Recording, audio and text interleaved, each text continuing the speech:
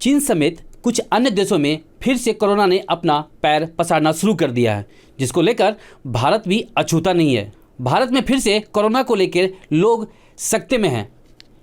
इस पर ज़्यादा बातचीत के लिए हम पहुँचे हैं दिल्ली के पूर्व प्रतिनिधि रह चुके केबी सिंह जी। इनसे हम जानते हैं कि जो कोरोना पिछले साल अपने देश में आया था तो किस तरह उन्होंने हैंडल किया था। इस पर हम ज़्यादा बात करते हैं केबी सिंह जी से। केबी सिंह जी, सबसे पहले एबीपी में आपका बहुत बहुत स्वागत है। नमस्कार, धन्यवाद। केबी सिंह जी, जो अपना जो 3 साल अपने भारत में कोरोना ने जो हाहाकार मचाया, उसको उसके स्टार्टिंग से आप बताएं, किस तरह से स्टार्टिंग हुई थी और किस तरह से उसको हैंडल किया गया, और अभी जो हालात बनने वाली है, जो बन रही है, उस पे कैसे काम किया जाएगा। देखिए, जब ये कोविड आया था तो उसको कोविड-19 हम बोलते थे, क्योंकि ये 2019 में ही वो वुहान में आ गया था और उसके बाद कोई भी सरकार मान नहीं रही थी क्या प्रॉब्लम है। तो मैं बॉम्बे गया था एक मेडिकल कॉन्फ्रेंस में, तो वहाँ मैंने लेक्चर दिया था। मैंने बोला ऐसी प्रॉब्लम आएगी, लेकिन वहाँ के डॉक्टर्स ने भी बहुत ज़्यादा यकीन नहीं किया कि भाई ऐसा कुछ नहीं होता है। तो सिंस हम वायरोलॉजी ये सब से डील करते हैं बहुत सालों से, जब दिल्ली वापस आया तो आप देखिए कि 22-23 मार्च से आपका लॉकडाउन लग गया था पहला वाला। तो मैं समझ गया था कि वो हालात आ गए हैं जिसके लिए हम लोग चिंता कर रहे थे। मैं काफ़ी एक्टिव था सोशल मीडिया पे उस समय, लाखों लोग हमें सुनते भी थे। तो जब दिल्ली में ये सेकेंड वेव आई, जो कि अप्रैल 2021 में आई थी स्टार्टिंग में, तो उस समय हमारा सारा सिस्टम यहाँ का नहीं पूरे इंडिया का चरमरा गया था, because we never prepared for that. हमने सोचा नहीं था कि इसकी इतनी ग्रेविटी हो सकती है, किसी एक वायरस इतना ज़्यादा नुकसान पहुँचा सकता है। तो उस समय तो सब कुछ अंडर यूटिलाइज था। फिर आनंद फानंद में मास्क मंगाया गया, इंडिया में मास्क प्रोडक्शन चालू हुआ। तो ये चीज़ें पहले सोशल डिस्टेंसिंग से चालू हुई, बट देखा कि जब इन्फेक्शन ज़्यादा फैल गया, आप घर पे भी ज़्यादा देर नहीं रह सकते। फिर हॉस्पिटल की तरफ ध्यान गया। तो दिल्ली में हमने करीब कपल ऑफ स्टेप्स में हमने काम किया था। पहले स्टेप्स में हमने क्या किया कि आइडेंटिफाई किया किन लोगों को कितने ऑक्सीजन की ज़रूरत है और वो कितने सीरियस है। तो जिनको सिर्फ ऑक्सीजन परसेंटेज 95-96 से कम हो रहा था, तो उनके लिए हमने यमुना स्पोर्ट्स कॉम्प्लेक्स हो गया, उसके कॉमनवेल्थ गेम हो गया, उसके बाद बुराड़ी मैदान हो गया, वहाँ पर अरेंजमेंट कर दिया। उसमें सिर्फ ऑक्सीजन का अरेंजमेंट था। अब अगर वो इनसफिशिएंट है, उनकी लंग्स वो नहीं ले पा रहे रेस्पिरेशन, तो सीपैप बाईपैप का अरेंजमेंट हमने जो बी टीयर के हमारे हॉस्पिटल्स हैं वहाँ हमने शिफ्ट किया। और कुछ ऐसे हॉस्पिटल थे जहाँ सुपर स्पेशलाइज, जहाँ आईसीयू की व्यवस्था थी, जो लोग की लंग्स बिल्कुल इनकॉम्पिटेंट हो चुकी है, मल्टीपल ऑर्गन फेलियर हो गए। तो ये 3-4 तरीके से हमने काम किया। उस समय हर जगह हमने वेंटिलेटर मुहैया कराए, पूरी कोशिश की कि वेंटिलेटर मशीनें मुहैया हो। वेंटिलेटर की बहुत प्रॉब्लम थी, आपको पता है। हाई फ्लो ऑक्सीजन की ज़रूरत पड़ी बाद में। उसके बाद आप देखेंगे म्यूकरमाइकोसिस आ गया, फिर लंग्स फेल हो गई तो लंग ट्रांसप्लांट के लिए एक्मो की ज़रूरत पड़ी। तो कोविड ने बिल्कुल हमें सिखा दिया है कि इसके लिए मैं एक एक्सप्रेशन यूज़ करता हूँ कि फॉर दिस इधर the doctor had little knowledge और नो नॉलेज एट ऑल, क्योंकि एक त्रासदी थी जो ऊपर से आई थी, हमें तो पता नहीं था।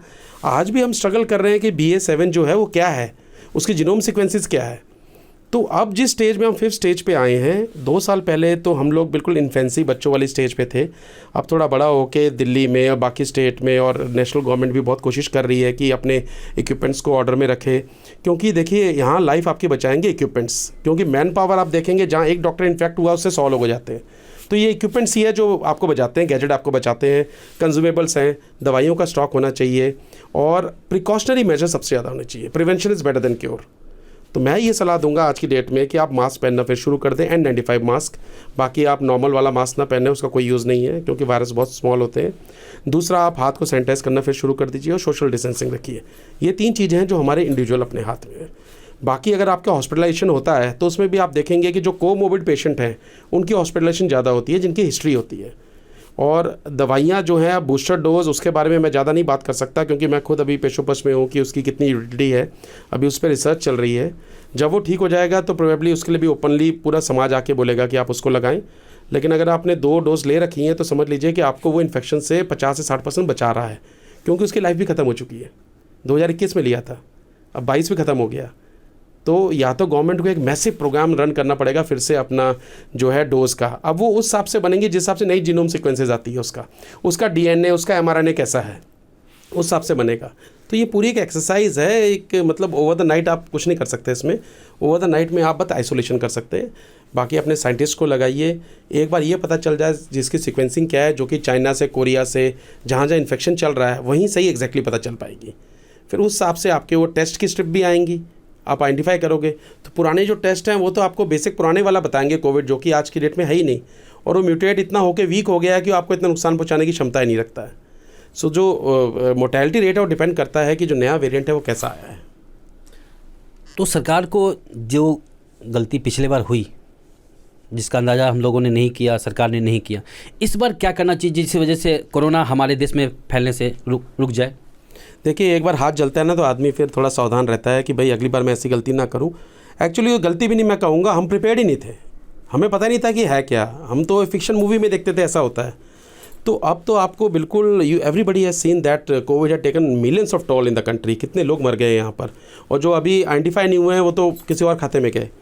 आप ये देखिए, आपको अपने हॉस्पिटल्स को अपग्रेड करना पड़ेगा, किताबों में नहीं असल में। आपको अपने इक्विपमेंट्स की पूरी लिस्ट रखनी पड़ेगी, आपको बायोमेडिकल इंजीनियर रखने पड़ेंगे।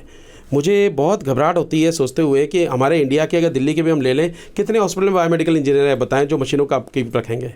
डॉक्टर्स नहीं करता, डॉक्टर सिर्फ मशीन्स को ऑपरेट होते हुए देखता है। ऑपरेट करने वाले जो होता है पैरामेडिक स्टाफ होता है, टेक्नीशियंस होते हैं, और उनकी देख रेख करने वाला बायोमेडिकल होता है।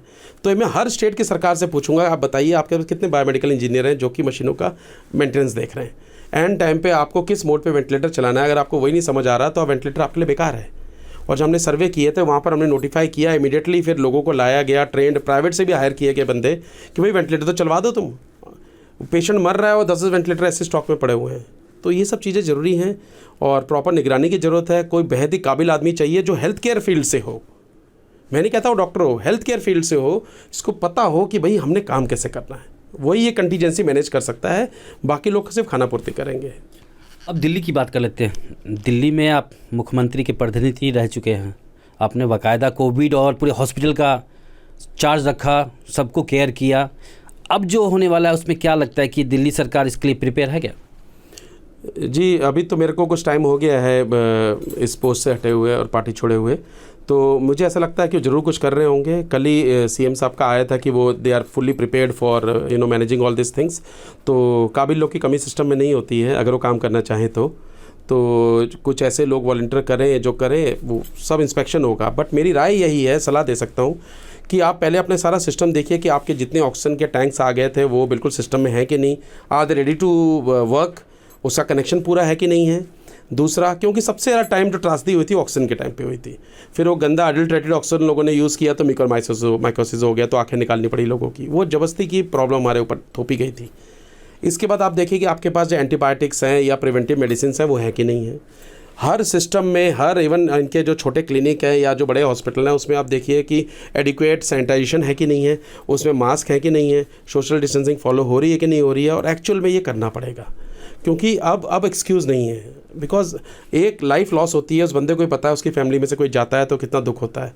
तो आई थिंक ये पूरा मैसिव एक्सरसाइज है जिसमें एक्सपीरियंस्ड लोगों की टीम लेके चलना पड़ेगा, इंडिविजुअल आदमी से काम नहीं होगा।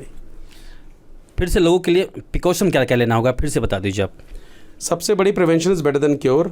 एक इंग्लिश में फ्रेज है, stitch in time saves 9, stitch too late is my fate. अगर आप समय पे ही पाल को बांध दोगे तो नौका डूबेगी नहीं। तो इसके लिए सबसे पहली चीज़ है कि अब मास्क है, क्योंकि सारी जो एंट्री है वो या मास्क नाक से होती है, मुंह से, या फिर आपकी आंखों से होती है। तो आंखों में तो आप प्रिवेंट कर लोगे, और मुंह और नाक जो 24 आवर आपके चलते हैं, so you have to take care of that. Number 1 mask is mandatory, N95 mask.